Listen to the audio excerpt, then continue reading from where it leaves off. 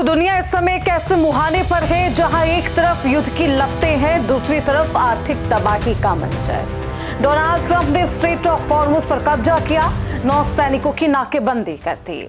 उसने global market में दहशत का माहौल पैदा कर दिया। लेकिन इसी बीच भारत के प्रधानमंत्री नरेंद्र मोदी और अमेरिकी राष्ट्रपति डोनाल्ड ट्रंप के बीच 40 मिनट तक फोन कॉल पर बातचीत हुई। ये बातचीत किस संदर्भ में? बातचीत में आखिरकार किन किन मसलों पर बातचीत हुई, किन किन विषयों पर बातचीत हुई और क्रिटिकल कंडीशन है, इसमें भारत में क्या कुछ राहत की खबर है, इसे करेंगे डिकोड। नमस्कार, बहुत स्वागत है आपका। आप देख रहे हैं प्राइम न्यूज का डिजिटल प्लेटफॉर्म और मैं हूं आपके साथ श्रुति अंगद। जब अमेरिका ने ऐलान किया कि वो नाकेबंदी करेगा तो हलचल तो मची, लेकिन प्रधानमंत्री मोदी डिप्लोमेटिक वे में राष्ट्रपति ट्रंप से बातचीत करते हैं। 40 मिनट तक की बातचीत रही। क्या समाधान का रास्ता निकल चुका है? ट्रंप का दावा है कि उनकी मैक्सिमम प्रेशर प्लानिंग जो है वो काम कर रही है ईरान पर, और ईरान मात्र कुछ घंटों के बाद अपने घुटनों पर होगा। ट्रंप ये दावा कर रहे हैं कि जो युद्ध है वो लगभग खत्म हो चुका है। लेकिन देखिए, ट्रंप ये दावे कई बार कर चुके हैं और कई बार कह चुके हैं कि देखिए अब युद्ध खत्म हो चुका है, लगभग खत्म हो चुका है, लेकिन खत्म तो नहीं हो पाया। राउंड 1 की बातचीत भी विफल रही। हालांकि मैं आपको ये भी बताऊंगी कि ट्रंप और मोदी जो कि अपने आप को एक दूसरे का दोस्त बताते हैं, जब दोस्तों के बीच 40 मिनट तक फोन पर बातचीत होती है तो क्या कुछ बातचीत हुई। लेकिन उससे पहले आपको समझाते हैं कि आखिरकार ये ब्लॉकेज क्या है, ब्लॉक कैसे करते हैं, नाकेबंदी का मतलब क्या है। ग्राफिक्स आपकी स्क्रीन पर। सरल भाषा में कहें तो नाकेबंदी का मतलब है किसी रास्ते को पूरी तरह सील कर देना ताकि वहां से कोई भी जरूरी सामान ना निकाला जा सके। देखिए, 13 अप्रैल साल 2026 को सुबह 10 बजे से अमेरिका और अमेरिकी सैनिकों ने, नेवी ने आधिकारिक रूप से नाकेबंदी कर दी। अब इनकी प्लानिंग क्या है? अमेरिकी नौसेना के 10,000 से अधिक सैनिक, दर्जनों युद्धपोत और विमान जल डमरू मध्य में तैनात है, यानी कि स्ट्रेट ऑफ हॉर्मुज में तैनात है। टारगेट क्या है? अमेरिकी सेंट्रल कमांड यानी कि सेंटकॉम ने साफ किया है कि ये नाकेबंदी केवल उन जहाजों के लिए है जो ईरानी बंदरगाहों की तरफ जा रहे या फिर वहां से आ रहे। अन्य अंतरराष्ट्रीय जहाजों के लिए रास्ता खुला रखने का दावा किया गया। अब सोचिए, ये नाकेबंदी का मतलब क्या है, मकसद क्या है, मोटो? ईरान के तेल और गैस निर्यात को जीरो पर लाना, यानी कि जब खत्म कर देना, उसकी आर्थिक स्थिति कंगाल करवा देना। और आर्थिक रूप से अगर ईरान टूट जाएगा तो बातचीत की मेज पर आएगा और उनकी शर्तें मानने पर मजबूर हो जाएगा। नाकेबंदी, तेल का उबाल और ट्रंप की जीत। 13 अप्रैल को ट्रंप द्वारा आदेशित नाकेबंदी के बाद अब अमेरिकी नेवी उन सभी जहाजों को रोक रही है जो ईरान को टोल दे रहे। लेकिन यह दावा किया जा रहा है कि अभी 20 से अधिक जहाज वहां से निकले हैं, 2 जहाजों को रोक दिया गया है। और देखिए, इस कदम ने तेल जगत में भी तहलका मचा दिया। $100 प्रति बैरल के पार अब कच्चा तेल है। ट्रंप ने ट्रुथ सोशल पर इसे अपनी जीत बताते हुए कहा कि ईरान की सैन्य शक्ति तबाह हो चुकी है और वह अब बातचीत के लिए भीख मांग रहा।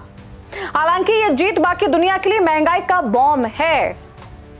अब क्यों फंसी थी इस्लामाबाद की बातचीत? राउंड 1 की बातचीत आपको याद होगा किस तरीके से बातचीत हुई, तो सबको लग रहा था कि अब एक अच्छी खबर आएगी, खुशखबरी होगी। लेकिन 21 घंटों की बातचीत चली, लेकिन उसके बावजूद भी कोई समाधान नहीं निकला, कोई कंक्लूजन नहीं निकला। कंक्लूजन क्यों नहीं निकला? बेहद सरल भाषा में कुछ पॉइंट्स में आपको समझाती हूं। कहां फंस गई थी ये बातचीत की पेच? देखिए, जो न्यूक्लियर युद्ध है यही एक मेन वजह मानी गई। अमेरिका चाहता है कि यूरेनियम एनरिचमेंट शून्य कर दी जाए, जबकि ईरान इसे अपना नागरिक अधिकार मानता है।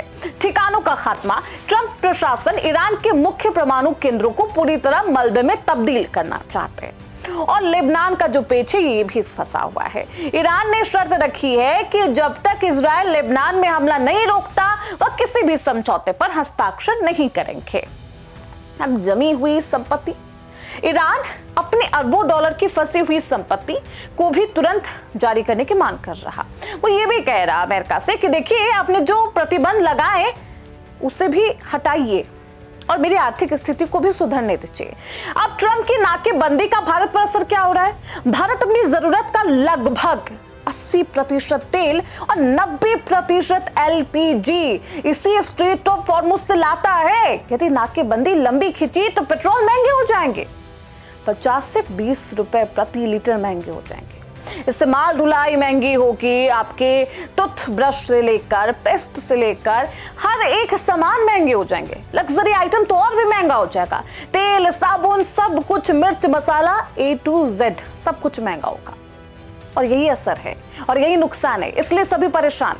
लेकिन ट्रंप ये दावा जरूर कर रहे हैं कि देखिए बातचीत अब कंक्लूजन तक पहुंचने वाली है, राउंड 2 की बातचीत होगी। और ये उनके तरफ से ये भी दावा किया जा रहा है कि लगभग युद्ध खत्म है, ईरान परेशान है, भीख मांग रहा है। लेकिन क्या सच में सब ठीक है? अब देखिए प्रधानमंत्री मोदी और ट्रंप के बीच क्या बातचीत हुई है वो आपको बहुत शॉर्टली समझा देती हूँ। और भारत को क्या मिला इस बातचीत से, देखिए पीएम मोदी ने भारत की ऊर्जा सुरक्षा का मुद्दा मजबूती से उठाया। ट्रंप ने आश्वासन दिया है कि होर्मुज का रास्ता भारत जैसे मित्र देशों के लिए सुरक्षित है।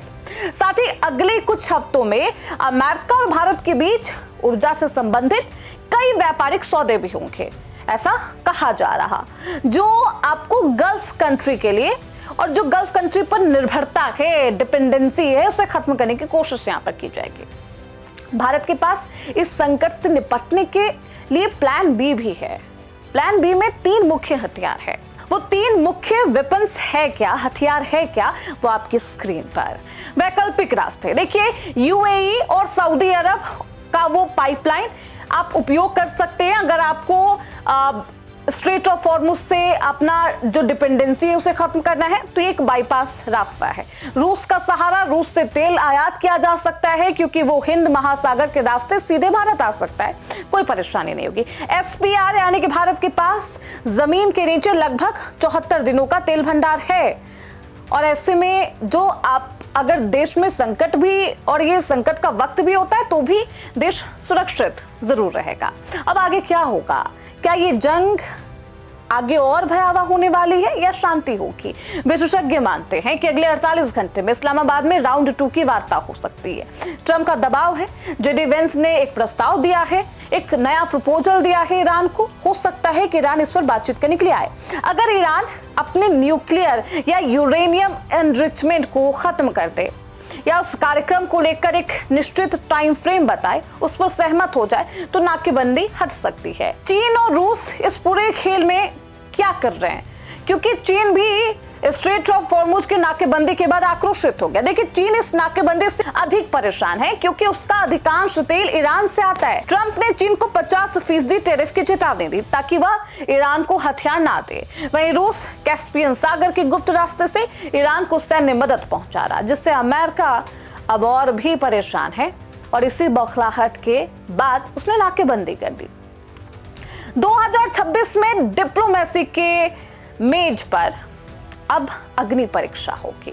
डोनाल्ड ट्रंप का मैक्सिमम प्रेशर और पीएम मोदी की संतुलित कूटनीति के बीच दुनिया एक ऐसे मुहाने पर है जहां वो फैसले लिए जाएंगे जो दुनिया की तस्वीर बदलेंगे। ट्रंप जहां इसे अपनी जीत मान रहे, वही भारत के लिए यह अपनी अर्थव्यवस्था को बचाने की चुनौती है। यदि अगले 10 दिन में सीज फायर के कुछ भी चांसेस नहीं होते तो कोई ठोस रास्ता निकालना होगा, एक ऐसा रास्ता जो भारत को बचा सके, जो भारत को महंगाई के दलदल से बाहर निकाल सके। और अगर सीज फायर नहीं हुआ तो उन मुसीबतों से निपटना बहुत मुश्किल होगा, नामुमकिन होगा। इस वैश्विक शतरंज का सबसे अहम प्लेयर देखिए समंदर की नाकेबंदी और फोन कॉल्स के जरिए होती तो है, लेकिन ये कूटनीति बताती है कि साल 2026 का ये साल दुनिया का नक्शा और बाजार दोनों के लिए बदल सकता है। भारत सतर्क है अपनी ऊर्जा के लिए, अपनी जरूरतों के लिए। प्लान बी भी मुस्तैदी से उस पर भी काम किया जा रहा, लेकिन नजर अगले 48 घंटों पर रहेगी जब इस्लामाबाद में फिर से शांति के मेज पर बातचीत होगी, कूटनीति का रास्ता अपनाया जाएगा। उस नए प्रपोजल पर भी बातचीत होगी जो कि ईरान को दिया गया है JD वेंस की तरफ से। क्या ईरान बातों को मान जाता है, उन तमाम शर्तों को मानता है? ये देखना बेहद दिलचस्प होगा। आपको क्या लगता है आप हमें कमेंट बॉक्स में जरूर बताएं। फिलहाल इसी के साथ इस रिपोर्ट में बस इतना ही। देखते रहिए प्राइम न्यूज का डिजिटल प्लेटफॉर्म।